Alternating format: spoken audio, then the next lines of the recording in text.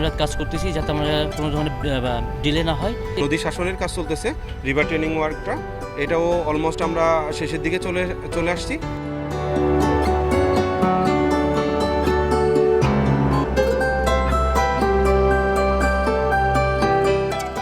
Peer 1 থেকে peer 23 পর্যন্ত কাজ আগামী সামনের জুন মাসে শুরু হয়ে যাবে।